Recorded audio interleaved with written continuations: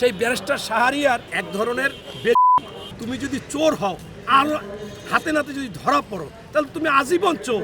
এটা খাবে কি খাবে না সেইটা তো কোনো বিষয়। সেই ব্যারিস্টার শাহরিয়ার অনার্স হইলে 3rd ক্লাস, অথচ সে কোনোভাবে গিয়ে লন্ডনে গিয়ে যে বাসায় ছিল সেই ভদ্রলোক আজকে স্টেটমেন্ট দিয়েছে তার বাসায় ভাড়া দেয়নি এবং তার কাছ থেকে কত হাজার পাউন্ড নিয়েছে। শেষ পর্যন্ত ওইখানে সালিশি হয়েছে, তাকে অর্ধেকেরও কম আস্তে আস্তে দিয়েছে। এরপর এই বাটফার বলে যে এখন আবার বলে যে আমার বলাটা ভুল হয়েছে, বলে যে জান্নাতে যাইতে চাইলে জামাতের কোনো বিকল্প নাই, নো অপশন, নো অপশন। তাহলে বিশ্বে অনেক বড় বড় মুসলিম কান্ট্রি যারা ইবাদতের উপর থাকে, যারা আল্লাহ বিল্লার উপর থাকে, কাউকে কোনো সময় ঠগায় না, তাহলে তারা কি এখন জামাতে আইয়ে বাংলাদেশে জামাত করবে? আর নাকি সে মনে করেন ইরাক, ইরান, কুয়েত, সৌদি আরব, এরকম তো বহুত, কাতার, বহুত দেশ আছে মুসলিম কান্ট্রি। এখন এই কথা যে বলতে পারে, আবার সে আইসা পাকিস্তানকে টকশোতে এস্টাবলিশ করতে চায়, বলছে পাকিস্তান পিরিয়ডে কিন্তু আমাদের এই বিশ্ববিদ্যালয় হয়েছে, বিশ্ববিদ্যালয় কিন্তু পাকিস্তান পিরিয়ডে হয়নি, তার আগেই হয়েছে।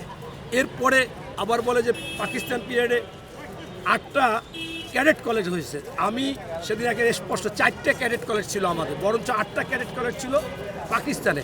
এইটা পুনর্বাসন করতে চায়। এরা হচ্ছে বাংলাদেশের এক ধরনের মনে করেন কারণ বাংলাদেশের বেজন্মানো হইলে বাংলাদেশ বিরোধী কথা বলতে পারে না।